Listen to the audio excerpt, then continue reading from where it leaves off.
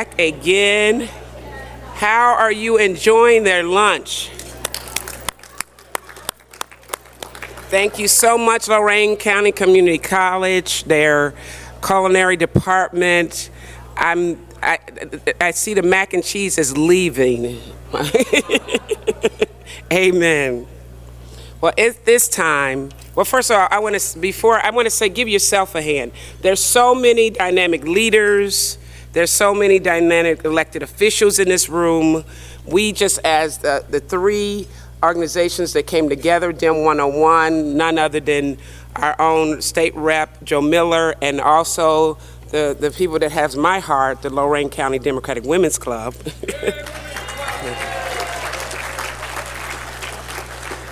Are so honored, and we are the ones that are privileged that you all came here today. I know Jim Purvis is probably out there drying his eyes because the vision that he had, you see it come to fruition.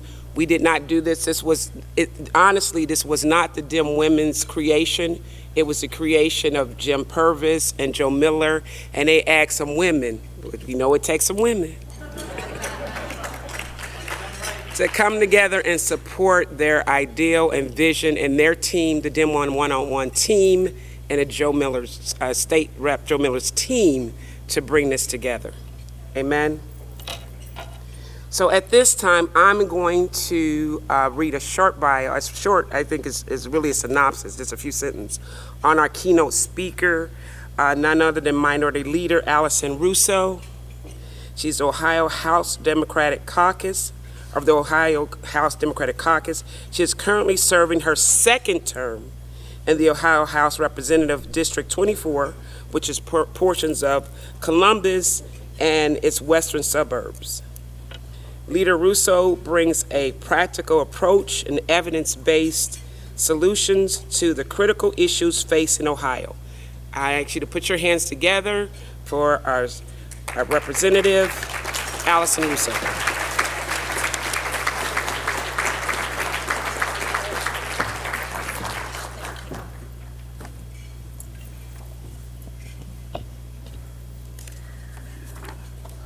Well, I was just saying to Jordan Hawkins, who's our executive director, Jordan, I forgot my reading glasses. I hope I can see up here. If you see me squinting, that is why. But first of all, I just want to say good afternoon. So good to be with a room full of Democrats. As was noted before, I am Allison Russo. I am a state representative, actually my third term now. I just started my third term this year. And also the House Minority Leader down in Columbus, where we are in bare knuckle fights every single day, getting through the General Assembly. It is such a pleasure to be here with all of you. Thank you really for the honor of asking me to be here. First, I just want to say thank you to Lorain County Democratic Women's Club for putting together this great event.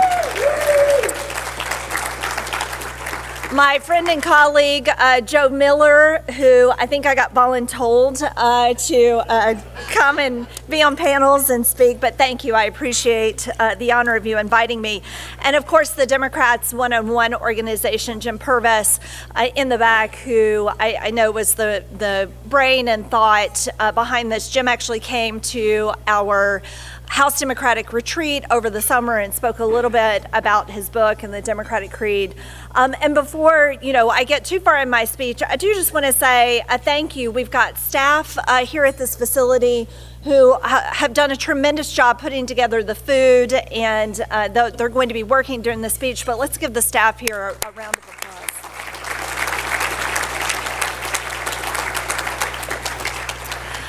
So, as you all know, the theme of today's conference is reclaiming our American vision and values. And it's really our vision and values that bring us together as Democrats, which we're spending a lot of time talking about today.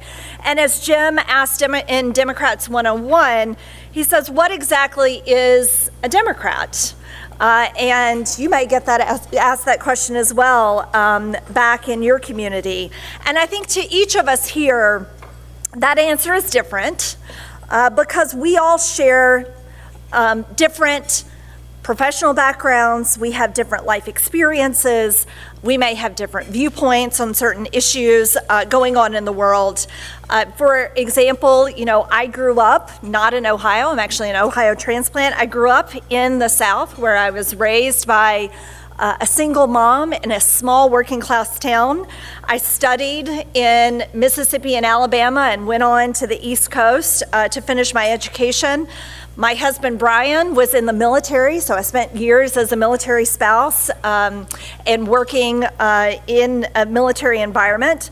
And before becoming a state representative, I worked as a public health professional fighting for affordable and quality health care for our families, for veterans, and for seniors.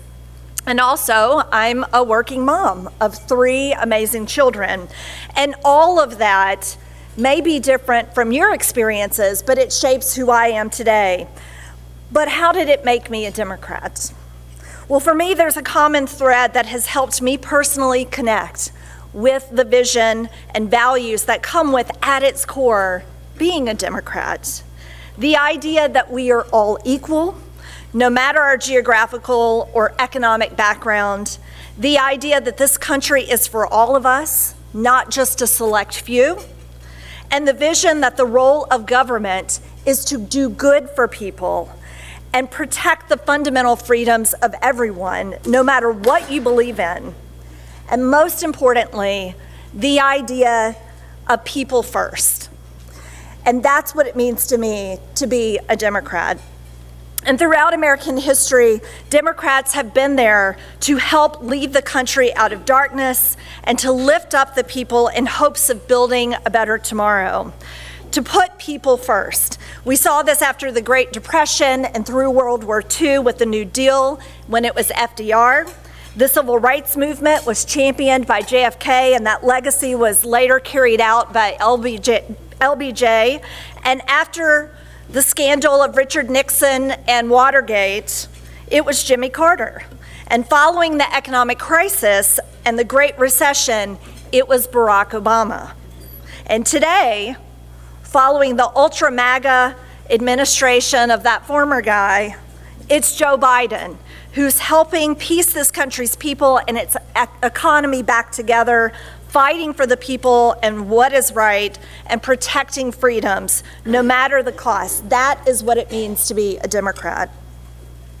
Now, yeah, you can clap to that. Now, some of you may be following what's going on down in the State House.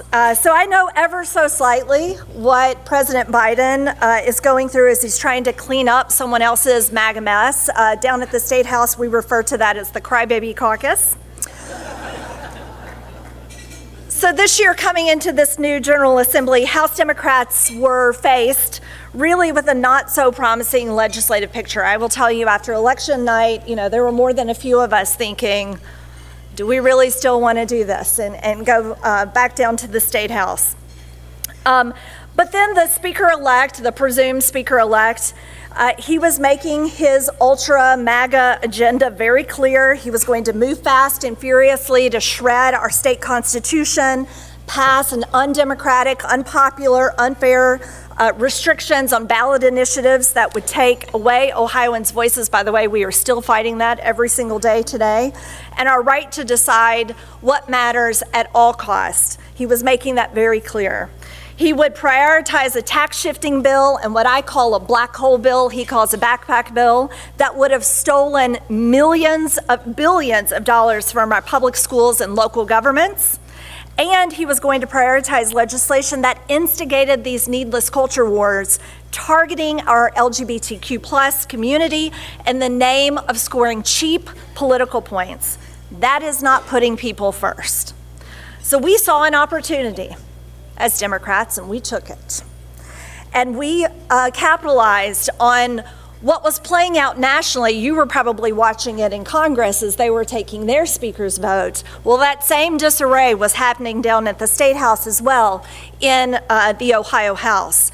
And we wanted to make sure that we stopped this agenda dead in its tracks, or at least slowed it down considerably so that we could have the people come in and have their voices heard. So here we are now 3 months in. It is not perfect. Again, we are fighting every single day against this, but Democrats do have a seat at the table in the House. I will tell you that. We have helped introduce legislation that prioritizes bipartisan issues, which will empower Ohio's working families, our school children, and disenfranchised communities. Prioritize those issues and policies that put people first. However, in our efforts to find common ground to better the lives of all Ohioans, let me be very clear. House Democrats, we remain steadfast in our position of never being beholden to extremism and the dangerous culture wars being orchestrated that distract from the critical work needed to propel this state, Ohio, and our citizens forward. We will not be beholden to that.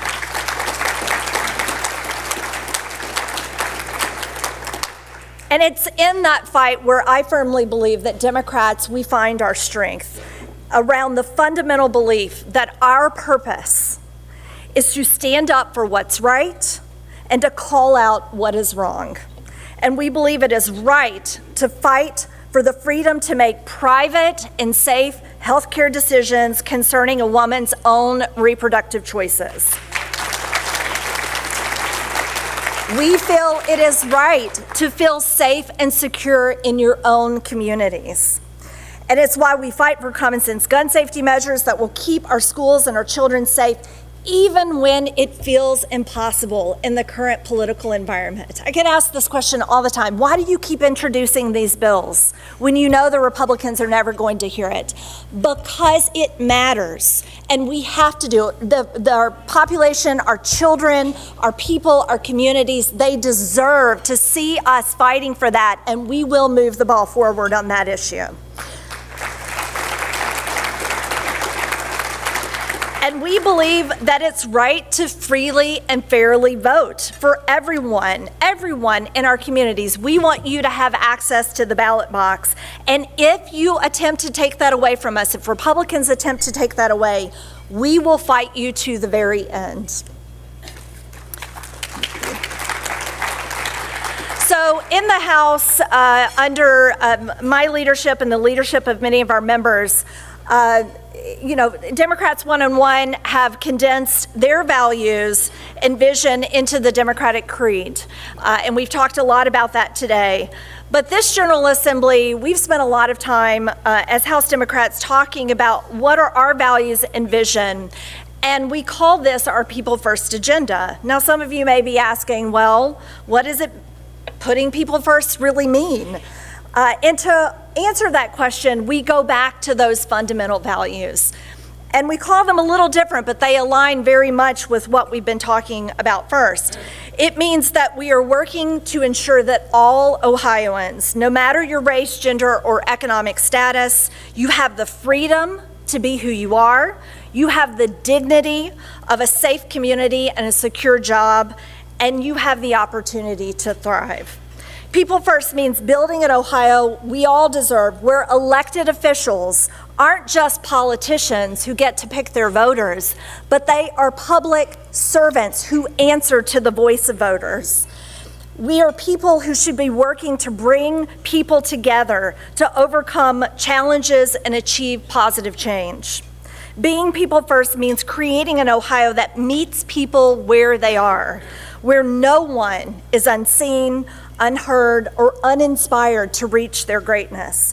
People first over greedy corporations, people first over special interest and corruption, people first over hate, and people first over politics. No matter where in Ohio you're from, no matter our background or skin color, people are frustrated and fed up with a broken system that rewards the wealthiest few and leaves behind people who go to work every single day in our factories, on our farms, in our classrooms, and in storefronts on main streets, chasing the fading American dream. Now, certain groups of politicians want to divide us by obsessing over things like gender and race and religion, creating problems where there is none to distract and divide us through fear and anger. And we talked a lot about that on the previous panel. Rather than build safe communities and economic opportunity and focus on those things that actually impact communities, they want us to blame our neighbors and marginalized communities for every problem that arises. But it doesn't have to be this way. We can have a better Ohio, and it starts with all of us, every single one of you here in this room. We can have better jobs, we can have wage growth and an economy that works for all of us if we invest in our greatest economic resource, our people. Together, we can have the freedom to vote, dignity in our work and daily lives, and economic opportunity and prosperity for our families. We can put people first instead of politics and special interest by working together to defend our fundamental American freedoms, restore the dignity of work in Ohio, and ensure that prosperity reaches all corners of the state. Whether you're a teacher in Steubenville, you're a line worker in Marysville, a beautician in Toledo, or a small business owner right here in this community in Lorain County. We can pull together and put people first over cynical politicians and special interests that are trying to divide us, over greedy corporations and over the wealthiest few. And as Ohio strives to be a leader in the future of innovation and technology, which really builds on our incredible history of innovation, it's the people on the front lines who will help fulfill that dream.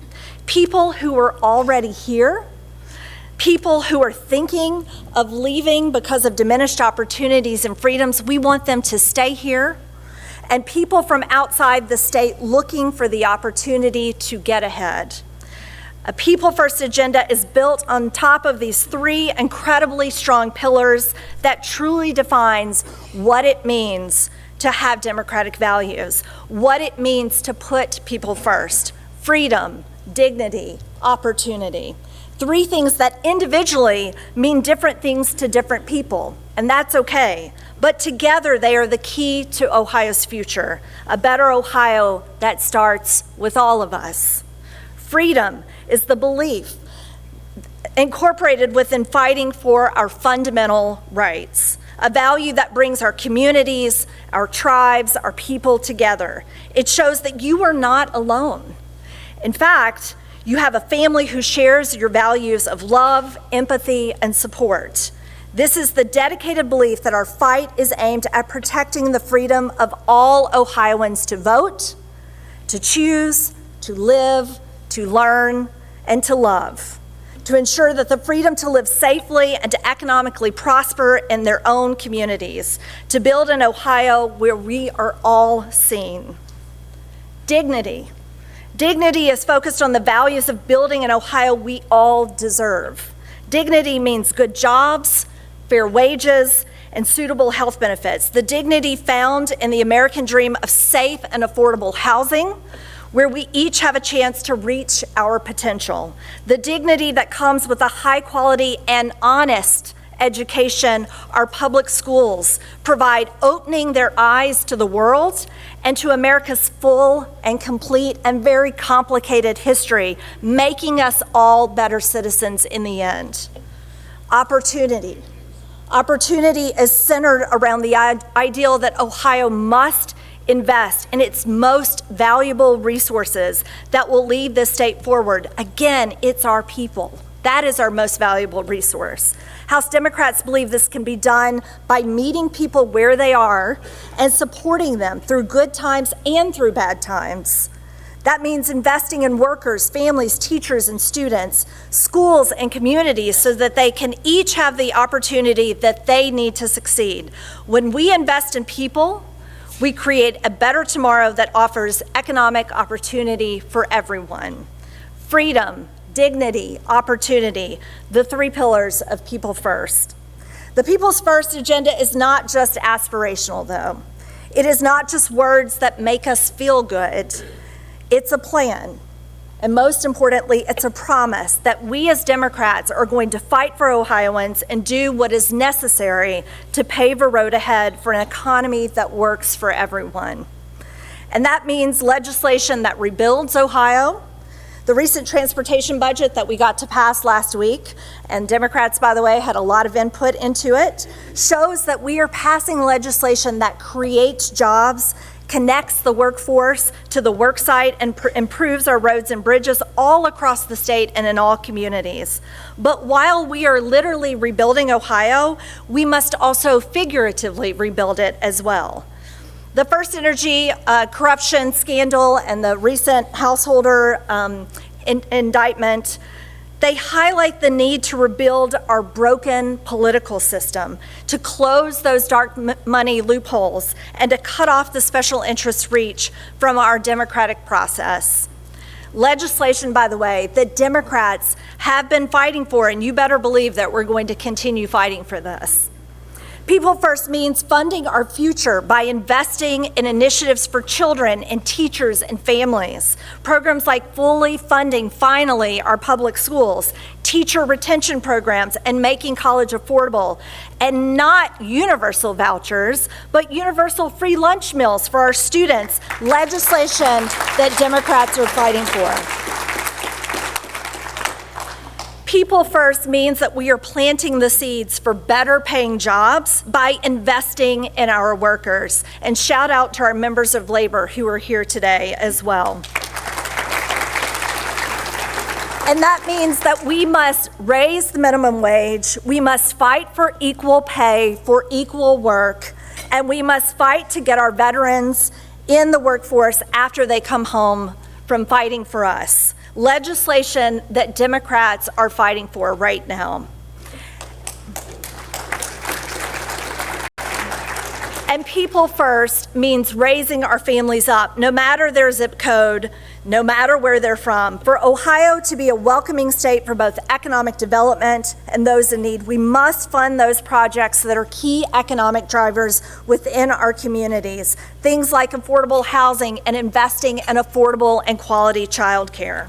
And we must look inward and discuss investing in our mental health well-being and breaking the stigma that goes with receiving mental health care by investing millions of dollars for service, for research, and for our workforce development. And we must remember the generations that came before us and provide our seniors with the care and the dignity that they deserve. This is all legislation that Democrats right now are fighting for.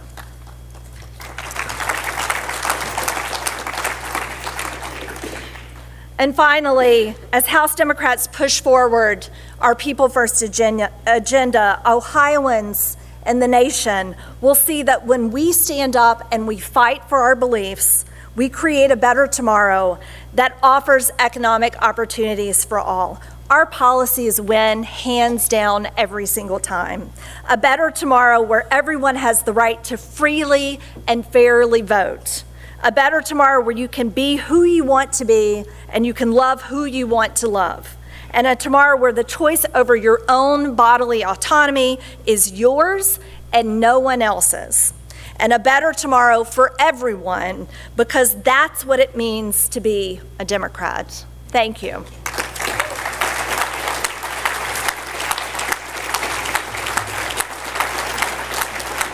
Thank you.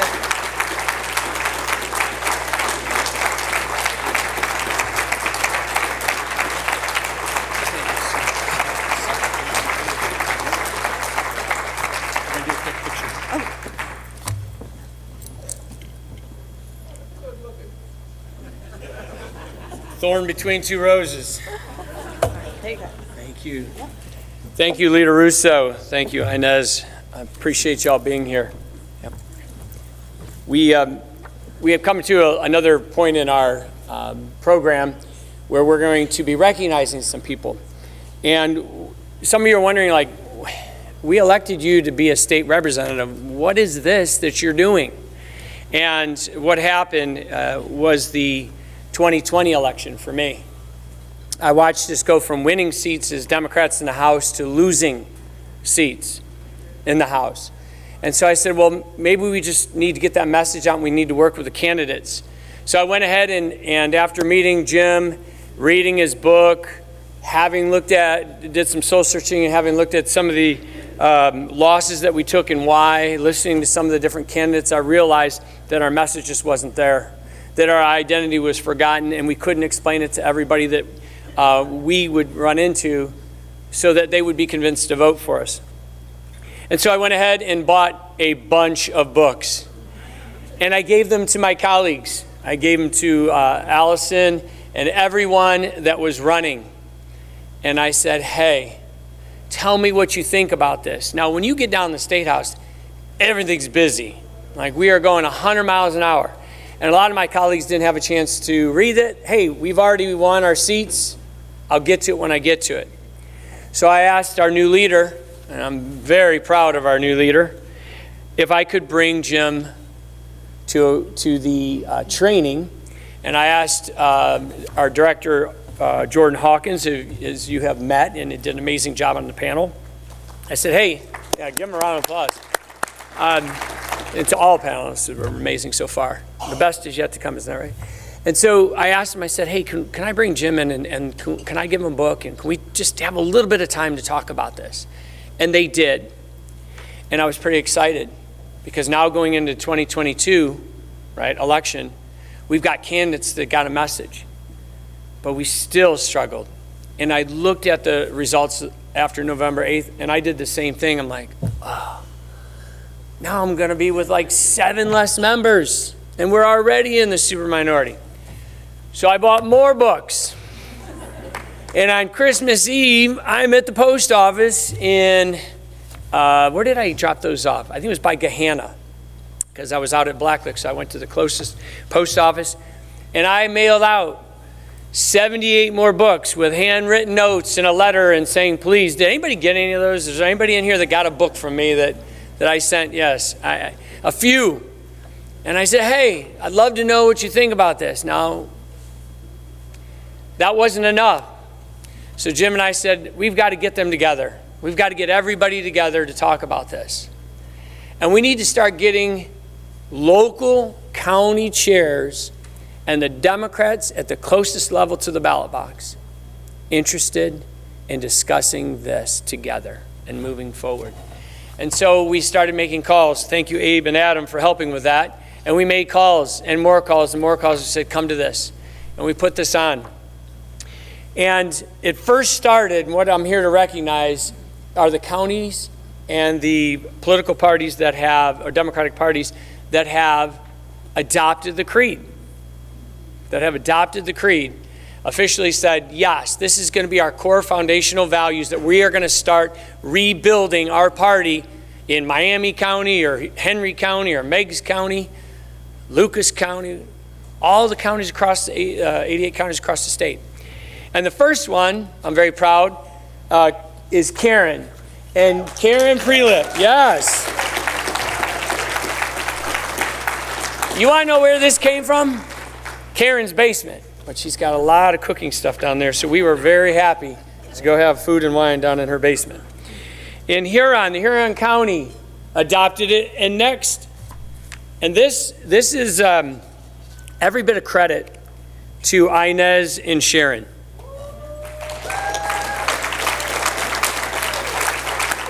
Nothing to take away from Tony, but Tony was really, really busy.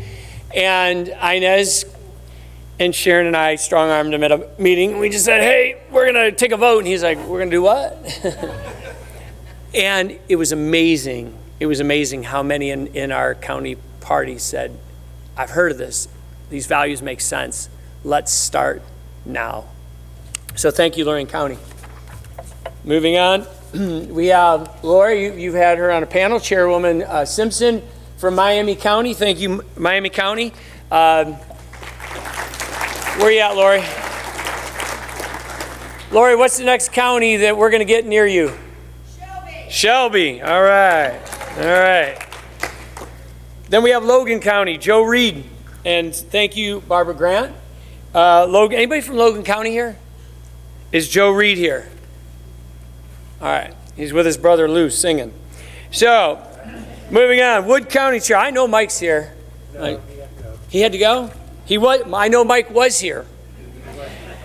I was up in Wood County, so was Jim. We stopped at Grounds for Thought in the Bowling Green State University, and we were able to see Wood County adopt the creed. So thank you, Mike, and your efforts. Tom Galloway, a big part of that. Thank you, Wood County. Ashland County. Kevin is so modest.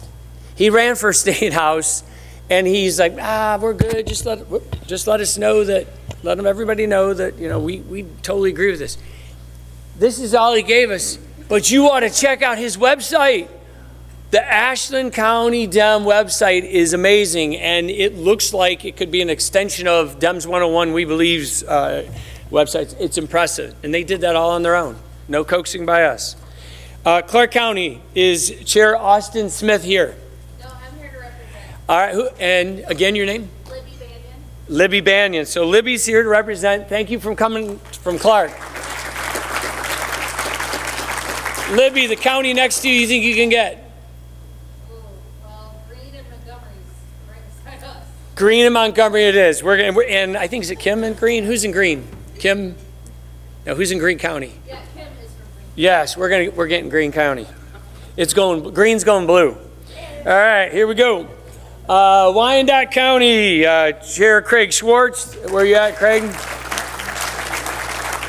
Craig, he's got so many hats, and it's not because of his haircut, it's because he's got so many hats. I mean, Craig's doing NIB, he ran for Congress, and he's got the Wyandotte County chairs behind this effort. Thank you.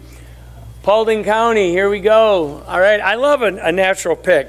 Thank you, Mike Porter, Vice Chair, Sarah Krause, Finance Secretary Bill Thomas, and Recording Secretary Sherry Baker. Paulding County, that's northwest, right? I think it's on the Indiana border, isn't it? Sorry about their luck. So, said that out loud, didn't I? All right, moving over to the state up north. We got Allegan. Is it Allegan County? Yes, Jill, is it Allegan County? I know it's not Jill up there, but Helen's not here. I was the former chair. She's a former chair, Jill. But Allegan County is just north of Kalamazoo, between Kalamazoo and Grand Rapids. Congressional seat that just turned what color? Well, the Grand Rapids turned blue, but Grand Rapids turned blue. Kalamazoo is next. And that was my next question. Kalamazoo is next. Absolutely. Then we have South Dayton. North Dayton didn't want to do it yet, but South is, I don't know if there's North Dayton. Where's South Dayton? Are they in the house here at all? All right. They didn't get to experience the Lorain County Community College. Oh. So Allison Benford, Vice President Kim Ferris, Treasurer Tim Benford, and Secretary Larry DeGuire. Thank you, South Dayton Democratic Club. Montgomery County, I think we can get them too. So you may have some neighbors here very soon. Continuing on, we got Sandusky County. Chris, I know is here. And Chris is like, man, it's crazy right now. I got this law thing going on, blah, blah, blah. Give me a week. And I'm thinking, yeah, okay. Well, so much for Sandusky County. Text me back. We did it. We're in. So thank you, Chris. Yeah. Sherry and Holly, thank you again. And then, of course, the Lorain County Democratic Women's Club. Our president, Inez James.